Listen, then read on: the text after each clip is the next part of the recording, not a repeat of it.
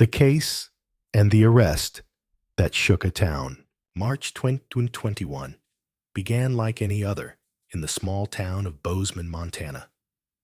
The mornings were crisp, the air sharp with the lingering bite of winter, and Roosevelt Elementary buzzed with the familiar sounds of children rushing to class. Parents exchanged quick goodbyes. Kids laughed as they bounded across the playground, and there, standing at his usual post in a reflective yellow vest, was a man almost everyone in town knew. His name was William Hendricks. At 68 years old, he had become something of a fixture in the community. With his thin frame, silver hair, and easy smile, Hendricks had long been the crossing guard families trusted to shepherd their children safely across the street. He wasn't just a man with a stop sign. For hundreds of parents, he was a symbol of safety, a quiet guardian who made sure no harm ever came to their little ones on their way to school. But on one morning in March, that sense of safety shattered in an instant. Without warning, a convoy of police cruisers descended on the quiet street. Sirens pierced the air lights, flashed red and blue against the school's brick walls, and officers jumped out, moving with a determination that left no doubt they had come with a target. The commotion stunned everyone. Parents froze, clutching their children's hands a little tighter. Teachers peered out from the school windows in confusion. And then, in a moment that would etch itself into the memory of the entire town, police officers closed in on William Hendricks. The man who had stood for years as a pillar of trust and routine was suddenly surrounded. There was no scuffle, no desperate attempt to flee. Hendricks offered no resistance as officers pulled his arms behind his back and clicked the handcuffs shut. He stood still, silent, his weathered face betraying little more than a strange calm. The children stared wide-eyed and bewildered as their parents hurried them away from the scene. It was a surreal image. The same man who waved to cars every morning now shoved into the back of a police cruiser as if he had been living a double life all along. The official announcement came later that day, but by then, the rumors had already spread like wildfire. William Hendricks, beloved crossing guard and trusted neighbor, had been arrested for murder. The victim was 19-year-old Sarah Mitchell, a local girl who had vanished without a trace on Valentine's night in 1987. For over 30 years, her disappearance had haunted Bozeman, a mystery unsolved, a wound that never fully closed. And now, in 2021, police were naming Hendricks as their suspect. The revelation landed like a thunderclap. How could it be possible Hendricks was the kind of man everyone knew? He was at every school event, always ready, with a helping hand, always the first to volunteer. Parents recalled how their children would wave to him from the back seat of their cars, how he greeted them with the same warm smile every morning. To think that this man, this grandfatherly figure, might be connected to something as horrific as murder was almost impossible to comprehend.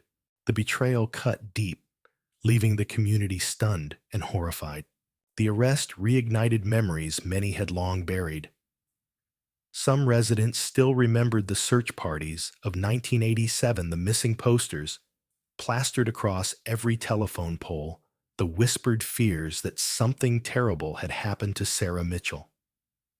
Others recalled how, as months turned to years, the story had faded from headlines, becoming just another cold case filed away in the dusty archives of the county courthouse.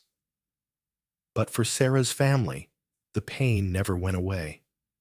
Her mother had kept her daughter's bedroom frozen in time, the vanity mirror still smudged with lipstick Sarah had tried on the pink dress, hanging neatly in the closet, the journals tucked away in the desk drawer. Every item was a relic of the girl who had walked out of that room one winter evening and never returned. Now, more than 3 decades later, that frozen grief was stirred back to life. Hendrix's arrest was not just a headline, it was the reopening of an old wound. For Sarah's family, it was the first fragile glimmer of hope that justice might finally be served, that the truth of what happened to their daughter would at last be revealed. For the town of Bozeman, it was something darker, a chilling reminder that evil can wear the most ordinary face, that a man trusted to protect children could also allegedly have destroyed one young woman's life. The image of Hendrix in handcuffs spread quickly across the local news, sparking outrage and disbelief. Some residents refused to believe it, convinced there must be some mistake. Others began to reevaluate every past interaction with him, replaying in their minds the countless small moments that now seemed sinister in hindsight. Had they missed something? Had there always been something hiding behind that friendly smile? The arrest transformed the way the town saw Hendrix. Overnight, he went from a harmless retiree in a reflective vest to the central figure in a decades-old mystery. But as shocking as his arrest was, it was only the beginning. The real story lay in the past, in the bitter cold of February 1987, when a bright, hopeful young woman walked out into the night and vanished. To understand the magnitude of Hendrix's arrest, to truly grasp the horror and the betrayal, we need to return to that winter evening, to the last hours of Sarah Mitchell's life as they were known. It was Valentine's Day, a night meant for love and celebration. But for Sarah, it became the night her fate was sealed. It became the night a town lost its innocence, and the night a mystery began that would not be solved for more than 3 decades. And so, to uncover the truth about William Hendrix, we must go back to the very beginning, the night of Sarah Mitchell's disappearance, the night when everything changed forever. Sarah Mitchell's disappearance, 1987. The winter of 1987 in Bozeman, Montana, was unrelenting. Snow draped the rooftops in thick white blankets, the streets slick with ice, the night air so sharp it burned the lungs. But for the teenagers of the town, winter was not a deterrent. It was a season of bonfires in the woods, of huddled laughter, in parked cars, of late-night adventures that tested the boundaries between adolescence and adulthood. Sarah Mitchell, 19 years old, was one of those teenagers, bright, outgoing, and with a restless energy that carried her through every room she entered. Sarah was the kind of girl people remembered. She had a laugh that was infectious, a sharp wit that kept her friends entertained, and a boldness that sometimes worried her family. She was ambitious, ready to break free from the confines of small-town life, but still tethered by the warmth of the community that had raised her. Valentine's Day that year was cold even by Montana standards. Couples filled the diners and movie theaters, young men carried roses clumsily wrapped in paper, and the town glowed with the kind of small joys only a holiday can bring. Sarah had plans that night, though not the kind her parents would have approved of. She told them she was meeting friends, and in a way, she was. But the truth was far more complicated. She had been seen earlier that week, talking to a man older, familiar to some in the community, but never close enough to raise alarm. Witnesses would later recall her laughing with him at a gas station, her hand brushing his arm the easy way she smiled. Some would say it was innocent, others that there was something unsettling in the age gap between them. But at the time, it was just another moment, easily forgotten. On the night of February 14th, Sarah dressed in her favorite jacket, a faded denim with a fleece collar that had become something of her signature look. She slipped out of the house with her purse slung over her shoulder, promising her mother she wouldn't be out late. Her mother remembered the way Sarah paused at the door, as if debating whether to grab a scarf against the cold. She didn't. She flashed a quick smile and said, "Don't worry, Mom. I'll be fine." Those were the last words her mother would ever hear from her. What happened over the next several hours is a story pieced together from fragments, snippets of sightings, rumors whispered among friends, the inconsistent memories of those who saw her that night. At around 9:00 p.m., Sarah was spotted at a local bar near Main Street, a place where underage drinkers often managed to slip in with fake IDs. She wasn't alone. Several patrons later confirmed she was sitting at a booth with an older man nursing a drink and laughing at something he said. One woman remembered the way Sarah leaned in close, her body language suggesting familiarity, maybe even flirtation. Another recalled feeling uneasy, noticing how the man kept a possessive hand on her arm. At the time, no one knew the man's name. He was just another face in the dim glow of neon beer signs, just another customer in a crowded bar on Valentine's night. By 10:30, Sarah was gone. Some said they saw her leave with the man. Others insisted she walked out alone, her head down her jacket collar pulled tight against the wind. No one knew for certain. What is certain is that Sarah never came home. The hours stretched into the early morning, and when dawn broke over Bozeman, her mother's unease hardened into fear. She called Sarah's friends, each one offering the same bewildered response: they hadn't seen her. None of them knew where she had gone. By noon, her parents reported her missing. The search began almost immediately. Police canvassed the area, retracing her last known steps, questioning bar staff, interviewing patrons. The same name came up more than once: a man in his 40s, seen with Sarah at the bar. He was described as unassuming, polite, even friendly. But there was something about him that lodged in people's memories. The way he watched Sarah, the quiet intensity in his eyes. Police took note but had little to go on. At the time, DNA technology was in its infancy, and cases like Sarah's relied heavily on eyewitness accounts and physical evidence. Unfortunately, there was little of either. Days turned into weeks, and the trail grew cold. Search parties combed the woods outside town, volunteers trudging through snowdrifts calling Sarah's name until their voices were hoarse. Flyers bearing her photograph were plastered across every lamppost and grocery store window, her smiling face becoming both a plea for help and a haunting reminder of her absence. The community rallied, but as the weeks passed, with no sign of Sarah, hope began to wither. The Mitchell family clung to every lead, every whispered rumor, but each one ended in disappointment. There were alleged sightings. Someone claimed to have seen her hitchhiking on the interstate. Another swore she was spotted in Billings, but none of them panned out. Sarah had vanished, swallowed by the winter night. Behind closed doors, however, the rumors continued. Some whispered that Sarah had been mixed up with the wrong people, that she had fallen in with an older man who promised excitement but delivered danger.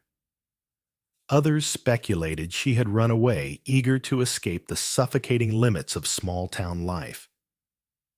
Her friends, though, rejected that theory.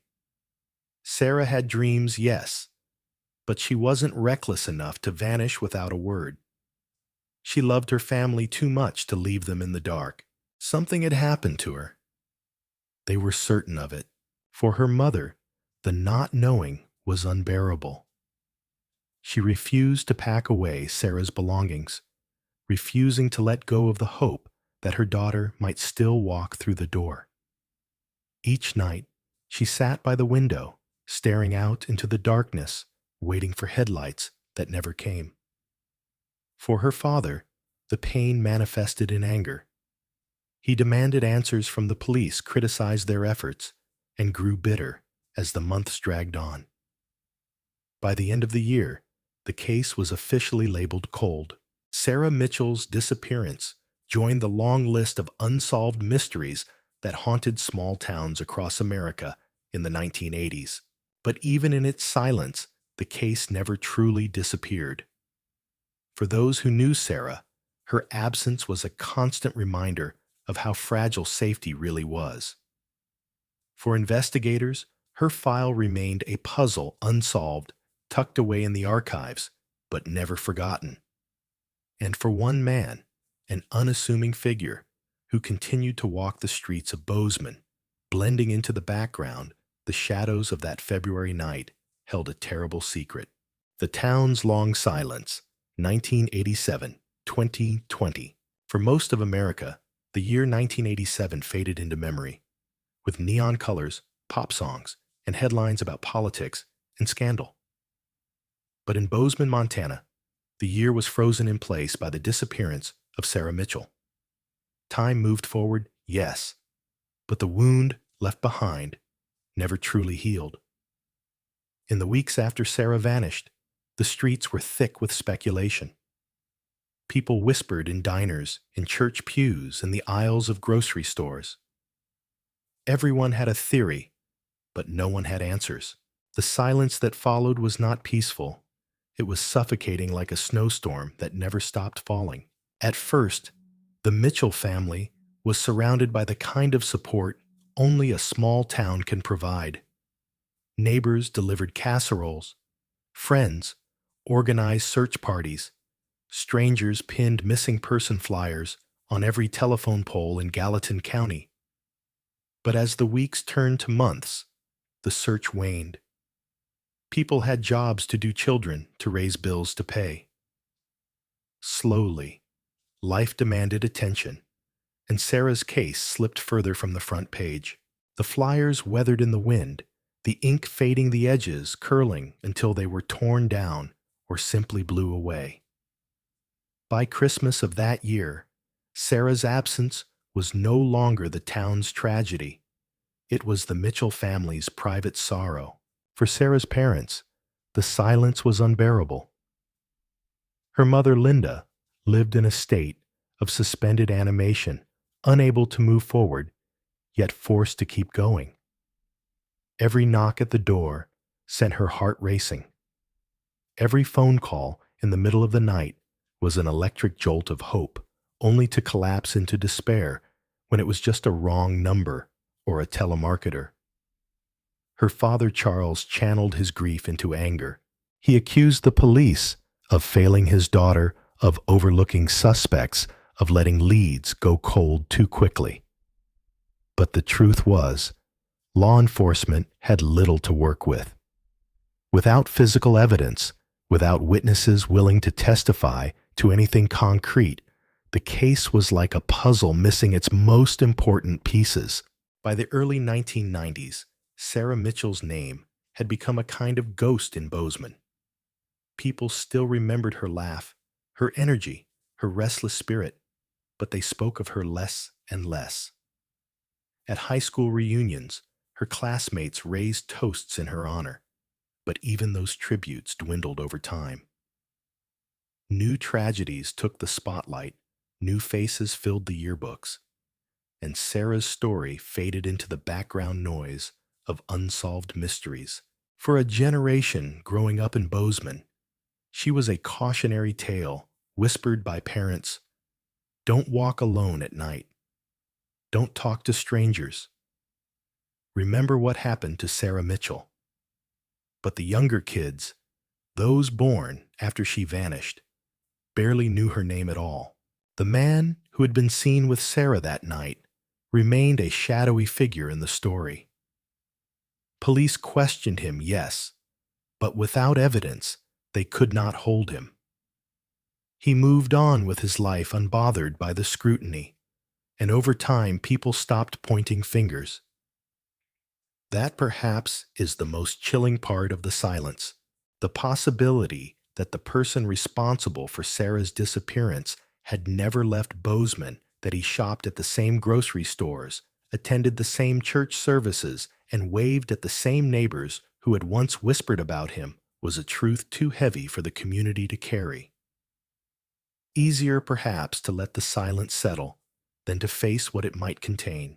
As the years rolled on, technology advanced, but Sarah's case remained frozen in the pre-digital age. The 1980s were long gone, and the tools of modern investigation, DNA databases, cell phone records, surveillance cameras, were still years away from existence. Sarah had vanished in a time when people could simply disappear, swallowed by the night with little trace.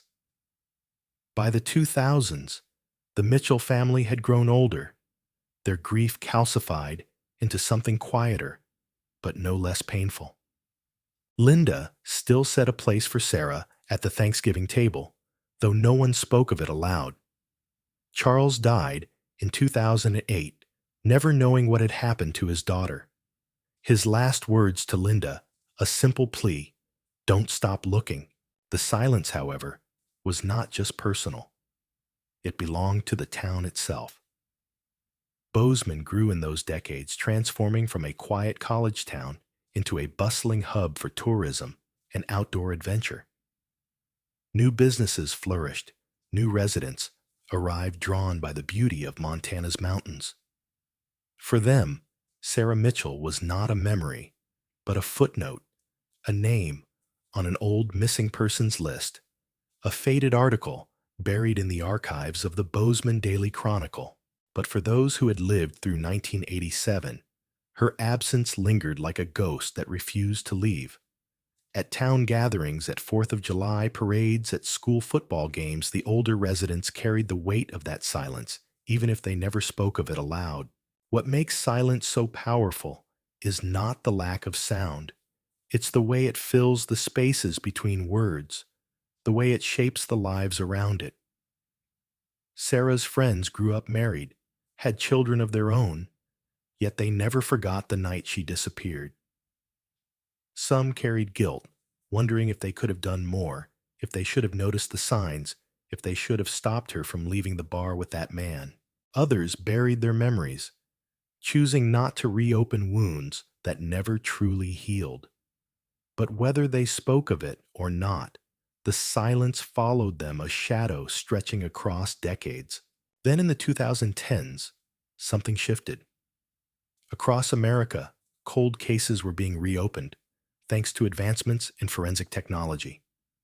Stories of decades-old mysteries being solved began to circulate, igniting hope in communities long resigned to silence. In Bozeman, whispers began again. Could Sarah Mitchell's case be reopened? Could there finally be answers after so many years? Linda, now in her 60s, refused to let the silence bury her daughter's memory any longer. She wrote letters to local officials, contacted advocacy groups, and pleaded with law enforcement to revisit the case.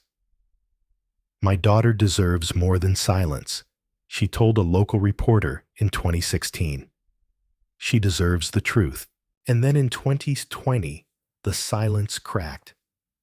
The Gallatin County Sheriff's Department announced the formation of a new task force dedicated to reviewing cold cases. Sarah Mitchell's file was among the first to be reopened. For the town of Bozeman, it was as if the past had been yanked into the present. Old wounds were reopened, old fears reignited. People who had long forgotten the details suddenly remembered fragments of that February night in 1987. Names resurfaced, rumors reignited, and in the center of it all was the question that had haunted Bozeman for more than 3 decades. What really happened to Sarah Mitchell? For 33 years, silence had been the only answer.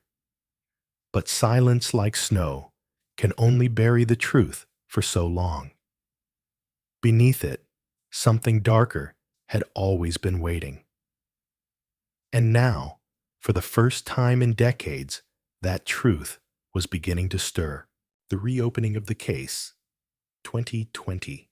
For 33 years, The case file of Sarah Mitchell sat in the archives of the Gallatin County Sheriff's Department. Dust clung to the cardboard boxes.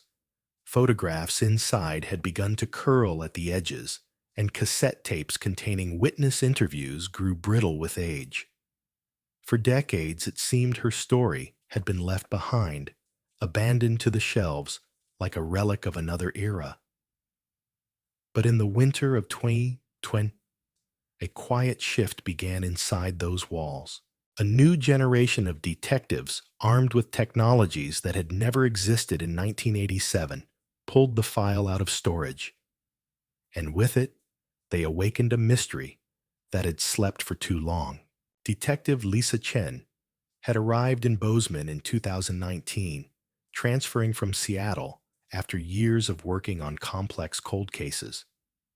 She was 38 years old, with a reputation for precision patience and an almost obsessive dedication to detail. Unlike many who burned out under the weight of unsolved crimes, Chen thrived on them. She believed the past never truly disappeared, that every unanswered question was simply waiting for the right person, the right moment, or the right tool to unravel it. And when she opened the file on Sarah Mitchell, she knew instantly this would be her defining case. At first glance, the file was overwhelming. Hundreds of pages of typed reports, faded Polaroid photographs of the abandoned Honda Civic, lists of names scribbled in ink timelines, meticulously but inconsistently drawn. Chen read through every page, every margin note, every contradiction. What struck her was not just what was there, but what was missing. Evidence that had been contaminated photographs, that had never been taken witnesses, whose statements contradicted each other, but were never followed up. The investigation in 1987 had been rushed desperate and ultimately flawed. But Chen saw possibility in the gaps. Where others saw failure, she saw opportunity. She started with the physical evidence. Stored in brown paper bags and plastic sleeves, much of it had deteriorated over the decades. Fibers, hair strands, partial fingerprints, some had been ruined by improper storage, others by time itself. But Chen knew that even the smallest fragment could be revolutionary if analyzed with 21st century tools. Among the items collected from Sarah's car was a styrofoam coffee cup. At the time, investigators had assumed it belonged to Sarah. It had been bagged, labeled, and then forgotten, gathering dust for 32 years. But to Chen, the cup was a lifeline. She sent it to the Montana State Crime Lab, requesting DNA analysis with techniques so advanced the original investigators could never have imagined them. Weeks later, the results came back, and with them, the case shifted. The DNA from the cup revealed two profiles. One matched Sarah, confirming she had indeed used it, but the other belonged to an unidentified male. It was a ghostly fingerprint, left in saliva, invisible for decades, now screaming for attention. Chen entered the unknown profile into CODIS, the national DNA database, but the system returned no hits. Whoever this man was, he had never been convicted of a crime that required DNA submission, or his crimes had predated the database altogether. Still, Chen refused to let the lead go cold. This was the moment when modern forensic science offered something extraordinary: genetic genealogy. By comparing unidentified DNA to consumer ancestry databases, investigators could trace family trees, sometimes identifying suspects through distant cousins or half-siblings who had submitted their DNA for recreational family research. It was controversial, even legally precarious, but it had solved dozens of cold cases across the country. Chen saw it as her only path forward. She contacted a private lab in Virginia, one of the few equipped to handle such delicate work. The degraded DNA from the cup was carefully amplified, every surviving molecule stretched into a profile that could be compared against millions of samples. The process took months. While the genealogist built family trees from scratch, Chen immersed herself in the human side of the case. She re-interviewed witnesses, tracked down Sarah's surviving friends, and spoke with volunteers who had searched for her in 1987. Many were older now, their memories dulled by time, but some details resurfaced. A bar patron recalled the way Sarah's companion that night had controlled the conversation, his hand always gripping her wrist. A volunteer remembered a tall man in the search party, someone who seemed oddly calm amid the chaos. Individually, these were fragments, but Chen knew cold cases were solved by fragments. In January 2020, an email arrived in her inbox. The genealogy lab had a result. The unidentified male DNA was linked to the Hendricks family, a well-established name in Montana, with roots stretching back to the 1940s. The connection wasn't direct. It was through a relative who had submitted her DNA to trace Irish ancestry. But the implications were immediate and chilling. Somewhere in the Hendricks family tree was the man who had left his saliva on Sarah Mitchell's coffee cup the night she disappeared. Chen's heart raced as she combed through census data, property records, employment histories. She built family trees on her office wall lines of red string, connecting names across generations. Slowly, suspects emerged. Male relatives in their 30s and 40s during the late 1980s, living in or near Bozeman. There were 5 possibilities. Chen began to eliminate them one by one. Alibis confirmed medical records, excluding them deaths occurring before 1987. And then one name remained, William Thomas Hendricks. To the outside world, Hendricks was the last person anyone would suspect.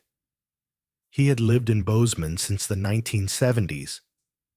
He had worked as a school janitor in the 1980s before transitioning into his role as a crossing guard. He was married, involved in church, active in youth sports leagues. His record was clean, his reputation spotless. Parents waved to him every morning, trusting him with their most precious responsibility, their children. But Chen saw through the facade. His employment records from 1987 placed him at the high school where Sarah was a student. He would have had access to her schedule, to personal information discarded in counselors' offices, to the subtle rhythms of her life.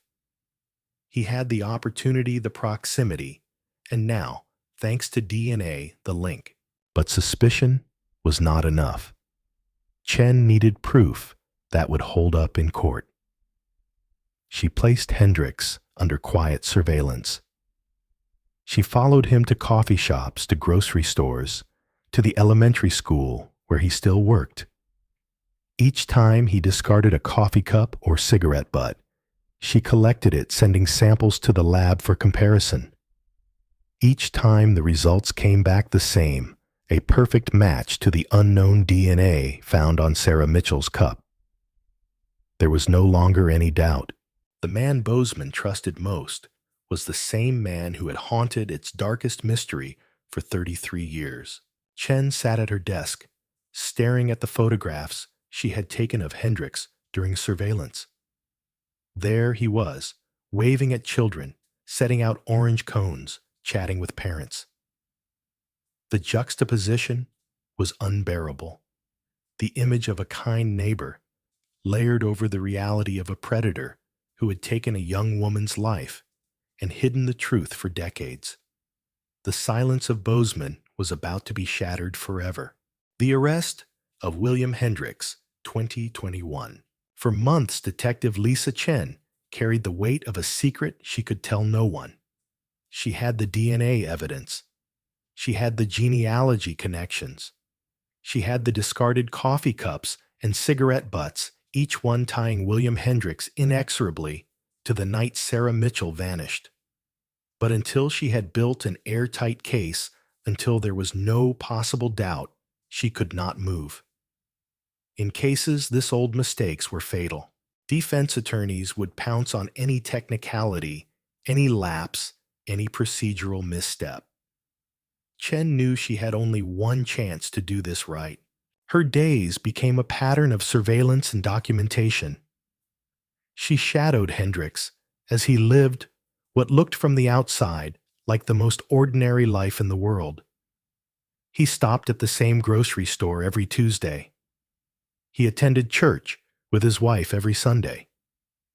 He read the paper on his porch in the mornings, sipping coffee from the same chipped mug.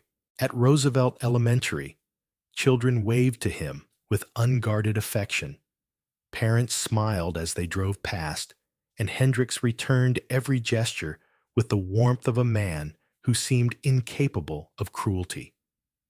The juxtaposition was suffocating. Chen found herself staring at photographs of him with schoolchildren, unable to reconcile the man in the picture with the predator she knew him to be. It wasn't enough to know the truth. She needed to prove it beyond the shadow of a doubt.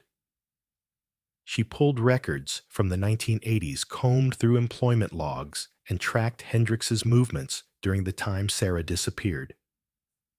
She learned that in 1987, he had been working nights as a janitor at Bozeman High School. That job gave him keys to every door access, to every hallway, and the ability to slip in and out unnoticed. It also gave him something else: information. Guidance counselors often discarded work schedules, financial aid applications, and student paperwork into trash bins Hendricks emptied. From those bins, he could have learned Sarah Mitchell's shifts at Rosie's Diner, her late-night routines, her vulnerabilities. Chen uncovered something even darker. Hendricks had volunteered in search parties for Sarah.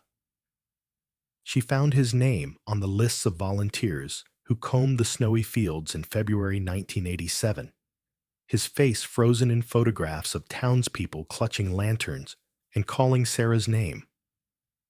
There he was, walking side by side with her grieving parents, pretending to help them find a daughter he already knew would never be found. That discovery broke something in Chen. It was one thing to abduct and kill. It was another to stand shoulder to shoulder with the family, to attend vigils, to mourn publicly while concealing the truth. It was monstrous. By early 2021, Chen was ready. She assembled her evidence into a thick case file, cross-checked every lab result, verified every timeline. She worked with prosecutors to ensure every legal detail was airtight. When the arrest warrant was finally signed, it felt less like a victory and more like the opening of a wound that had been festering for 34 years.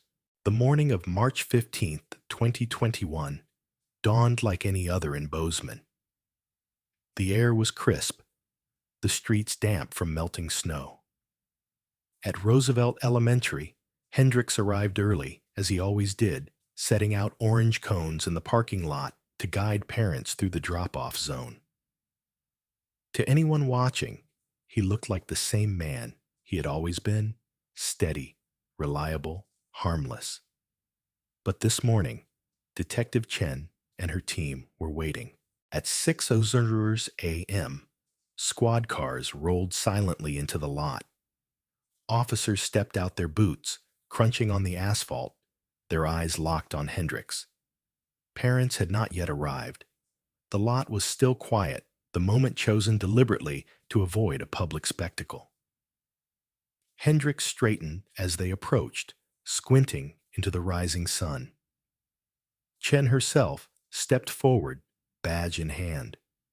She read him his rights in a clear, measured voice. "William Thomas Hendricks, you are under arrest for the murder of Sarah Mitchell." What happened next was almost eerie. Hendricks didn't resist. He didn't demand to know why. He didn't even look surprised. Instead, he simply nodded as if he had been expecting this moment all along. Officers pulled his hands behind his back, the metallic click of handcuffs loud in the morning air. He stood calm, composed, his expression unreadable. Some of the officers later admitted the calm unsettled them more than anger or panic ever could. It was as if Hendricks had rehearsed this moment in his mind for decades and had finally accepted his role in it. Word spread quickly through Bozeman. By the time the first parents pulled into the lot, Hendricks was gone, driven away in the back of a police car. But whispers traveled fast. By mid-morning, the town was buzzing with disbelief. Teachers consoled crying children. Parents gathered in hushed clusters, their voices trembling as they tried to make sense of what they had just heard. The man they had trusted to guide their children across the street was being accused of the town's most infamous crime. The betrayal was almost too much to comprehend for Sarah. Mitchell's mother, Linda. The arrest was both a vindication and a heartbreak. She had fought for decades to keep her daughter's case alive, to push investigators to look again, to refuse silence as an answer. Now finally, someone had been brought to justice. Yet the relief was mixed with anger. Anger that it had taken 34 years. Anger that the man who had stolen her daughter's life had lived freely, smiling and waving at school children, while she had spent decades drowning in grief. The interrogation began the same day. In the sterile walls of the Gallatin County Sheriff's Department, Hendricks sat across from Chen at a metal table scarred by years of use. He waived his right to an attorney almost immediately. He seemed, in fact, to welcome the opportunity to talk. His voice was calm, his hand steady as he sipped from a paper cup of coffee. He told Chen he had been waiting for this moment for more than 3 decades. It was bound to happen sooner or later, he said quietly. And then, with the same composure he had displayed during his arrest, he began to unravel the truth of what happened on February 14th, 1987. The confession, what really happened to Sarah. The interrogation room of the Gallatin County Sheriff's Department had heard countless lies, countless half-truths, and countless desperate pleas for mercy. But the words that came from William Hendricks on March 15, 2021, were something different. They were calm, measured, and chillingly precise. Detective Lisa Chen sat across from him, pen poised over her notebook. Though she hardly needed it, every word seemed branded into her memory as he spoke. "I've been expecting this for 34 years, Hendricks began. His voice was steady, almost conversational, as though he were recounting a story from long ago that no longer held any emotional weight. He explained that the murder of Sarah Mitchell had not been an impulsive act, not a random crime of opportunity, but the result of weeks of observation and planning. Hendricks told Chen that he had first noticed Sarah at a high school basketball game in January 1987. He was working as a janitor, then sweeping the bleachers after the crowd had gone, when he saw her laughing with friends. Something about her laugh, he said, caught him off guard. It was bright, unguarded, and in his words, irresistible. From that night, he began to watch her. He learned her schedule by driving past Rosie's diner, noting when her car was in the lot. He memorized her closing shifts, even followed her on drives home, always at a distance, careful never to be noticed. He constructed his fantasy piece by piece until fantasy gave way to planning, and planning gave way to something darker.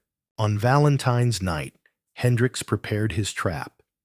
He drove his pickup truck out onto County Road 86, a lonely stretch north of town, and parked it diagonally across the lane with the hood up. To anyone passing by, it looked like a vehicle that had broken down in the snow. He didn't have to wait long. Just after 11:00 p.m., headlights appeared in the distance, Sarah's Honda Civic. She slowed, stopped, and with the kindness her parents had raised her to show, she rolled down her window. "Do you need help?" she asked. Hendrik smiled, thanked her, and asked if she could take a quick look. When she stepped out into the freezing night, her breath visible in the beam of her headlights, he struck her with a tire iron. The blow knocked her unconscious. Within minutes, she was in his truck, her car left idling on the road behind them. Listening to Hendricks recount this, Chen felt her stomach tighten, but she forced herself to remain detached. Every detail mattered. Every word could lead to Sarah's final resting place. Hendricks described driving Sarah to a site he had chosen weeks before, an abandoned copper mine shaft 27 miles northeast of Bozeman. The mine had been deserted since the 1940s, its entrance hidden by brush and snow. To Hendricks, it was perfect, remote, invisible, and nearly impossible to discover without precise directions. He carried her body inside down into the blackness of the shaft, and there he said she stayed. But the horror did not end there. He admitted to keeping her alive for some time, hours, perhaps even days, though he refused to elaborate on what exactly happened inside that mine. His words grew vague, evasive, as though even he preferred not to revisit the full details. It was enough, he said flatly, that she never made it out. When he finally ended her life, he left her body deep in the shaft, covered it with debris, and walked away. He returned to Bozeman before sunrise, cleaned his truck, and attended work as if nothing had happened. What was perhaps most disturbing was not the brutality of the crime, but the way Hendricks integrated himself into the aftermath. He joined the search parties, combing fields alongside Sarah's grieving parents, feigning concern as he called her name. He stood in vigils, lighting candles, bowing his head in false prayer. For 12 years, he even attended the annual memorials organized by Sarah's mother, quietly blending into the crowd of mourners. It gave me perspective. He told Chen, his tone eerily matter-of-fact. Watching them look for answers, knowing they would never find them, it reminded me that I was in control. Chen forced herself to maintain her composure. She knew she couldn't show him how deeply his words sickened her. Instead, she asked the question that had weighed on the community for decades. Why Sarah? For the first time, Hendricks hesitated. He looked down at his hands, fingers tracing the rim of the paper coffee cup she had given him. Then he shrugged. She was there. She was young, pretty kind, and I could. There was no remorse in his answer, no regret. Only the cold logic of a predator who had lived undetected for decades. Hendricks agreed to lead investigators to the mine shaft. Days later, with a team of forensic experts and specialized excavation equipment authorities, descended into the dark tunnels.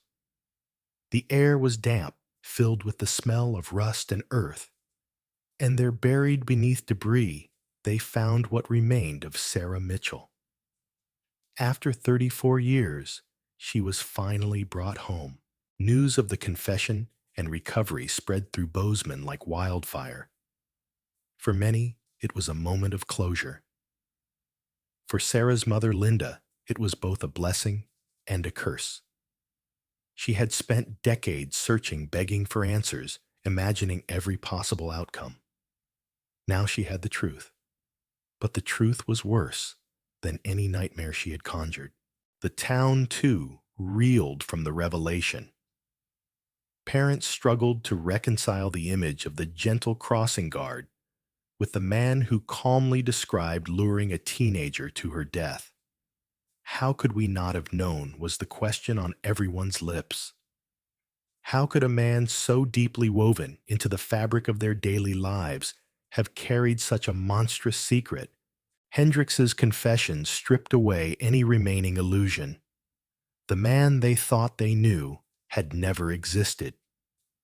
The friendly wave, the pocket full of stickers for children, the safety vest, it had all been a mask carefully constructed to conceal the darkness beneath. Detective Chen, in her report, noted the psychological profile provided by the FBI's Behavioral Analysis Unit. Hendrix fit the mold of a certain type of offender, the hidden predator capable of compartmentalizing his life so completely that not even his closest friends or his wife suspected a thing. For 34 years, he had lived in two worlds, the public one, where he was trusted and admired, and the private one, where he carried the memory of Sarah Mitchell's murder like a secret he both cherished and feared. As Hendrix signed his formal confession, Chen felt no triumph. She had solved the case, yes, but the victory was hollow. Nothing could return Sarah. Nothing could erase the decades of grief endured by her family. The only solace was that the silence had finally been broken. The truth long buried had finally been brought into the light. The Trial and Community Fallout 2021. When news of William Hendrix's arrest spread through Bozeman, disbelief was the first reaction. For decades, he had been part of the town's everyday life. He waved children across intersections. He volunteered at Little League games. He handed out candy at Halloween. He was a fixture, a trusted face in a community that prided itself on knowing its own. Now, suddenly, that familiar figure was revealed as a killer. The shock wasn't just about what he had done. It was about who he had pretended to be. Parents struggled most of all. They replayed every moment their children had spent near him, the mornings they left their sons and daughters under his watch, the afternoons they waved from their cars, grateful for his presence. The realization that all those years they had unknowingly entrusted their children to a murderer left them shaken to their core. One mother told a local reporter, "I let my daughter hug him every morning. She adored him. Now, I can't stop thinking, what if it had been her?" The community fallout was swift. Schools held emergency meetings. Counselors were brought in to talk with children who couldn't understand why their friendly crossing guard was suddenly gone. Parents demanded answers from school officials. How had Hendrix passed background checks? How had he worked so close to children for decades without raising suspicion? The questions spread like wildfire, igniting not just anger, but fear. Fear that other predators might be hiding in plain sight. When Hendrix's case reached the courtroom in September 2021, it was standing room only. Reporters from across the state filled the benches alongside residents who had known both Sarah Mitchell and Hendrix. The Mitchell family sat in the front row. Sarah's mother, Linda, clutching a folded tissue in her lap, her face composed, but pale. This was the moment she had fought for her entire adult life, the moment she had prayed would come, even as years turned to decades. But sitting feet away from the man who had stolen her daughter was a torment beyond words. The judge, Margaret Thompson, was seasoned, having presided over hundreds of criminal cases. But she later admitted privately that she had never seen a courtroom so heavy with grief and betrayal. The proceedings began with Hendrix's formal plea. He stood tall, his hair neatly combed, his voice calm. "Guilty," he said. No wavering, no hesitation. Just a single word that acknowledged decades of deception. What followed were the victim impact statements. One by one, Family members and friends stepped forward to speak. Sarah's mother described how her life had been consumed by the search for answers, how she had transformed her basement into a war room of maps and timelines, how her obsession had cost her friendships, her marriage, even her health. Her voice was steady, but her words cut like knives. You stole my daughter. You stole my life. And you smiled at me every year at her vigil, knowing the truth. Sarah's father, Charles, who had spent years retreating into silence, finally found his voice. He spoke about the quiet erosion of hope, about watching his wife lose herself in the endless investigation. He described the empty chair at every holiday meal, the weight of birthdays uncelebrated, the years spent pretending life could somehow go on. His words, though few, carried the ache of a man hollowed by grief. Then came statements from townspeople, parents who had trusted Hendricks with their children, former students who had waved to him every morning, neighbors who had shared potluck dinners and backyard conversations. Their voices trembled with betrayal. One father, tears streaking his face, said, "You weren't just a murderer. You were a liar. You made us believe you were safe, that you were one of us. And all the while, you were laughing at us." Throughout it all, Hendricks remained expressionless. He didn't flinch. He didn't weep. If anything, he looked almost detached, as if the words were bouncing off an invisible wall. Some in the courtroom interpreted this as coldness, others as resignation. But for everyone watching, his lack of remorse deepened the wound. When Judge Thompson finally delivered the sentence, her voice carried the gravity of the community's collective outrage. Life imprisonment without the possibility of parole. Hendricks would spend the rest of his life behind bars, his freedom stripped as permanently as he had stripped Sarah of hers. The courtroom erupted not in cheers, but in tears, sighs, and a kind of heavy silence. Justice had been served, but it was justice that came far too late. Outside the courthouse, reporters crowded around Linda Mitchell. For decades, she had been the face of this case, the mother who refused to give up. Now, as microphones and cameras thrust toward her, she gave a statement. "There is no victory here," she said softly. "My daughter is still gone. My family is broken. But at least finally, we know the truth." The aftermath rippled through Bozeman in ways no one anticipated. The school district overhauled its hiring policies, implementing stricter background checks and psychological evaluations. Churches and youth organizations reviewed their volunteer programs, questioning how much trust they should place in appearances. Parents, once casual in their reliance on familiar faces, now scrutinized every adult who interacted with their children. The town's sense of innocence, its belief in the safety of community, had been permanently shattered. Meanwhile, the FBI opened investigations into other cold cases across Montana, searching for possible connections to Hendricks. 14 unsolved disappearances and murders of young women were flagged for review. Each carried the possibility that Sarah Mitchell had not been his only victim. Though no direct links were ever confirmed during the trial, the haunting question lingered: had Hendricks taken other lives while hiding in plain sight? For true crime enthusiasts, podcasters, and documentary filmmakers, the case was a gold mine. But for the Mitchell family, it was a curse. Their private tragedy became public consumption, dissected in YouTube videos, retold in podcasts, argued about in online forums. Strangers speculated about Sarah's last moments as though they were entertainment. Linda Mitchell, already worn thin by decades of grief, now faced a new invasion. Her daughter's story turned into content for strangers who would never understand the weight of her loss. In the end, the trial and sentencing brought closure, but not peace. The community had its answers, the justice system had its verdict, and the man responsible was locked away. But the scar remained. Sarah Mitchell would never come home. Her laughter would never echo through her family's house again.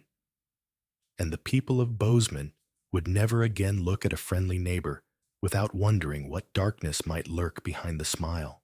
The aftermath. How the case changed Bozeman forever. The sentencing of William Hendricks in September 2021 closed a chapter, but it didn't end the story. For Bozeman, Montana, the fallout was just beginning. A town once defined by its sense of safety and trust now found itself staring into the mirror, forced to question the very foundation of its community. The realization that a man like Hendricks, so ordinary, so trusted, so deeply embedded in daily life, could harbor such darkness, shook Bozeman to its core. In the weeks after the trial, conversations around town shifted. It was no longer about what Hendricks had done, but about what his deception meant. If he could hide in plain sight for 34 years, who else could? The easy smiles exchanged at grocery store checkouts, the friendly waves between neighbors, the faith in longtime community members, all of it now carried a shadow of doubt. Parents who once encouraged their children to greet adults with politeness grew wary, teaching them instead to keep their distance, to trust no one fully.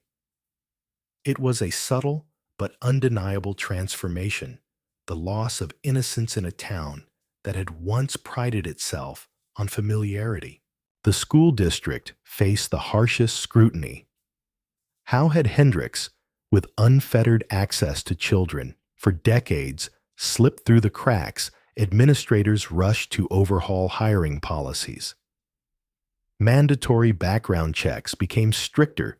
Psychological evaluations were added to the screening process, and training sessions were held to teach staff how to recognize signs of grooming or predatory behavior. But the changes, though well-intentioned, carried a bitter taste. They were protections that came far too late for Sarah Mitchell, and too late for the hundreds of children who had unknowingly been under Hendricks's watch all those years. Churches, youth programs, and community organizations followed suit. Leaders reviewed volunteer protocols, some instituting 2 adult rules for every youth activity, others requiring annual rescreenings for anyone who worked with children. These measures aimed to rebuild trust, but they also underscored a chilling truth: the systems had failed.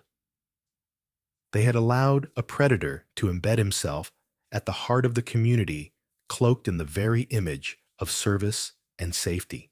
The Mitchell family, meanwhile, faced their own complicated aftermath. For decades, Linda Mitchell's life had revolved around the search for her daughter's killer. Her basement, crowded with maps, photographs, and color-coded files, had been her war room. Now, with Hendricks behind bars and Sarah's remains recovered, the purpose that had sustained her for so long was gone. Friends described her as adrift, haunted not just by grief, but by the question of what her life was supposed to be without the search. Her ex-husband Charles had passed away years earlier, never living to see justice. The victory was hers alone to bear, and it felt hollow. Closure, she realized, was a word that belonged to outsiders, not to families who had lived inside the nightmare. But perhaps the most painful part of the aftermath was the way Sarah's story was consumed by the outside world. True crime podcasts dedicated episodes to her disappearance, dissecting the timeline with dramatic music. Documentaries pitched by streaming services promised to uncover the truth, even though the truth had already been laid bare in court. YouTube creators retraced her final steps, speculating on details that had already been settled. For the Mitchell family, It was a second violation. Sarah, once their daughter, had become public property, a narrative for strangers to consume, discuss, and debate. Bozeman itself became something of a dark tourism destination. Curious outsiders drove to the stretch of County Road 86, where Sarah's car had been found snapping photographs at the site as though it were a landmark. Others sought out the abandoned mine shaft, despite warnings from law enforcement about the dangers of trespassing. What had been for decades a private grief was now turned into a spectacle. For the locals, it was salt in an already deep wound. And yet, out of the darkness, there were glimmers of resilience. Community leaders organized events honoring Sarah's memory, not as a victim, but as the vibrant young woman she had been. Scholarships were created in her name, supporting students who wanted to pursue careers in education, the dream Sarah once held for herself. Annual vigils continued, but they shifted in tone, less about mourning, more about remembering, about refusing to let Sarah's life be defined solely by her death. The case also became a lesson studied by law enforcement far beyond Montana. Conferences on forensic genealogy pointed to Sarah Mitchell's murder as proof of the method's power. A single cup, forgotten for decades, had cracked a case once considered unsolvable. Departments across the country began revisiting cold cases, applying the same techniques, hoping to find justice for other families who had lived too long in silence. In this way, Sarah's story rippled outward, touching not just her own community, but countless others. Still, the scars remained. Parents in Bozeman would never again look at a crossing guard, a coach, or a youth volunteer the same way. Trust had been fractured, and though life went on, it was with a new cautious edge.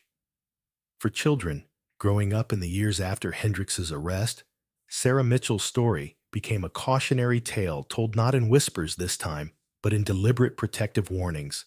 Her name carried weight, shaping a new culture of vigilance in a town that once believed predators lived elsewhere, not here, not among us.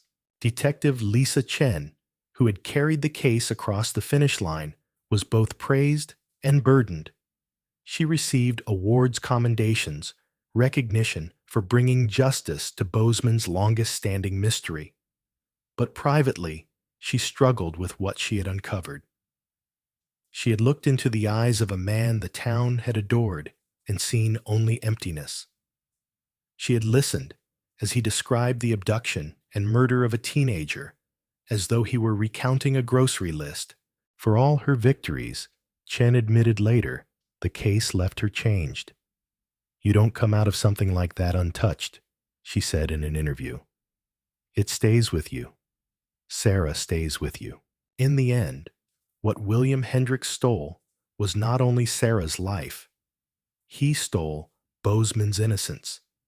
He stole decades from a grieving mother. He stole trust from a community that believed it was safe. But in exposing him, in unmasking the predator who had lived in their midst, the town also gained something, an awareness, a vigilance, a determination never to be fooled again. The aftermath of the Sarah Mitchell case was messy, painful, and unfinished. But it was also proof that even the darkest secrets cannot stay buried forever. Sooner or later, the silence breaks. Sooner or later, the truth finds its way to the surface. Legacy and lessons looking back after 34 years. When the courtroom emptied and the headlines began to fade, what remained of Sarah Mitchell's story was not only the horror of her death, but the legacy of what it revealed. For the people of Bozeman, for the Mitchell family, and for investigators across the country, the case became more than a local tragedy. It became a lesson, a warning, etched into the collective memory of a town that had believed itself safe. For Sarah's mother, Linda, the verdict brought no joy. She often told reporters that justice, when it comes decades late, is not really justice at all. Her daughter was still gone. Her marriage had collapsed under the weight of grief. Her friendships had withered in the shadow of her obsession. They call this closure, she said in one interview. But closure is a word people use when they want the story to be over. For me, it will never be over, and yet, despite her pain, Linda's relentless pursuit of the truth had changed the way law enforcement approached cold cases. Without her constant pressure, Sarah's file might have stayed buried in the archives forever. The community too changed. For decades, Sarah's disappearance had been a wound that festered in silence. People whispered about it, but rarely spoke aloud, as if mentioning her name might summon the darkness again. After Hendrix's arrest, that silence was broken. Bozeman confronted its past, no longer able to pretend that evil lived only in other towns, other states. The man they had trusted to guard their children had proven that danger can hide in plain sight. That realization reshaped how the town viewed trust, safety, and even itself. Law enforcement nationwide studied the case. Training manuals cited the investigation as an example of both failure and triumph. Failure in the early days, when crucial evidence was mishandled, but triumph in the end, when forensic genealogy cracked the code. A styrofoam coffee cup forgotten for 32 years became the key to unlocking the truth. The lesson was clear: no piece of evidence is too small, and no case is ever truly unsolvable. Across the country, other families began to hope again, pushing investigators to revisit their own cold cases with the same techniques that had unmasked William Hendrix. But for Bozeman, the lessons were deeply personal. Parents spoke differently to their children, warning them not just about strangers, but about the danger of misplaced trust. Schools introduced new policies, yes, but they also introduced new conversations. Teachers explained that safety wasn't always obvious, that sometimes the people who seemed most trustworthy could be the ones to fear. It was a difficult truth to teach, but one the town believed it owed to Sarah's memory. The case also forced hard questions about how communities grieve. For years, the Mitchell family's pain had been theirs alone. Friends avoided Linda because she couldn't stop talking about Sarah. Neighbors crossed the street to avoid awkward conversations. The family became isolated, left to carry their burden without the support they desperately needed.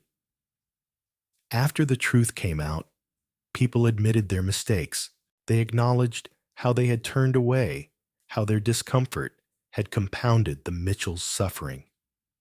The lesson was as human as it was painful. Grief must be shared, or it becomes unbearable. Even as the years pass, Sarah Mitchell's name endures in Bozeman. Scholarships in her honor help young women attend college. Annual vigils continue, but they are no longer somber gatherings of unanswered questions. Instead, they are moments of remembrance, celebrations of who Sarah was and what she might have become. Photos of her smiling, vibrant, alive are placed at the center, a reminder that she was more than a victim, more than a headline, more than the darkness that claimed her. For Detective Chen, the case was both career-defining and soul-crushing. She received awards and recognition, but she also carried the weight of every detail Hendrix confessed. "You don't walk away from something like that," she told a colleague. "It stays with you. Sarah stays with you." And perhaps that, too, is part of the legacy, that Sarah Mitchell is not forgotten, not by her family, not by her community, not by the people who worked to bring her justice. The legacy of this case reaches beyond Bozeman, beyond Montana. It speaks to the resilience of families who refuse to let silence win. It speaks to the persistence of investigators who keep digging even when hope seems gone. And it speaks to the hidden truths in every community, the secrets that can linger for decades, the predators who may wear the most convincing masks. Looking back after 34 years, what remains is not only grief, but also a lesson about vigilance, about persistence, and about the power of truth. For Sarah Mitchell's family, justice was too late. For Bozeman, innocence was lost. But for communities across the country, her story stands as proof that time does not erase truth, and silence cannot bury it forever. The mine shaft where Sarah was hidden has been sealed now, a place too haunted to ever be touched again. County Road 86 is just another stretch of road, its snowbanks rising high in winter, its fields blooming in summer. Roosevelt Elementary continues to welcome children, though the crossing guard's post at the gate is now filled by someone new, someone carefully vetted, someone watched, with eyes sharpened by hard-earned caution.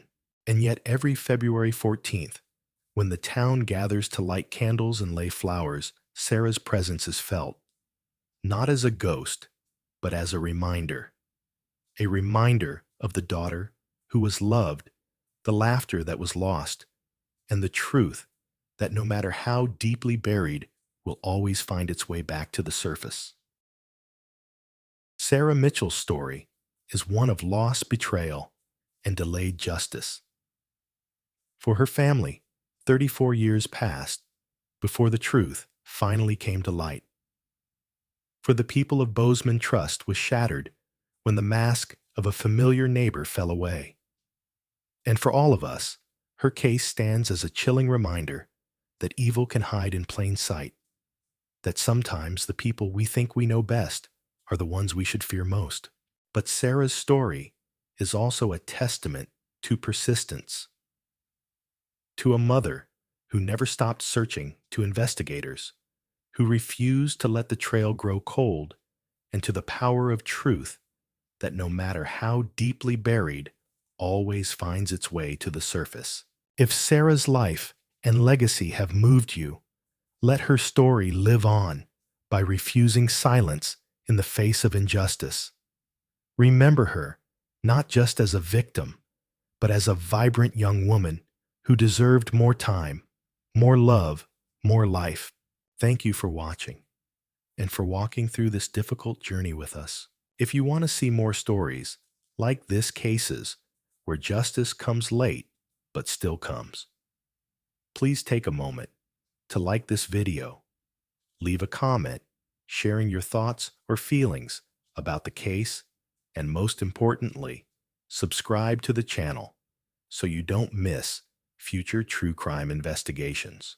Your support helps keep these stories alive and ensures the voices of the victims are never forgotten.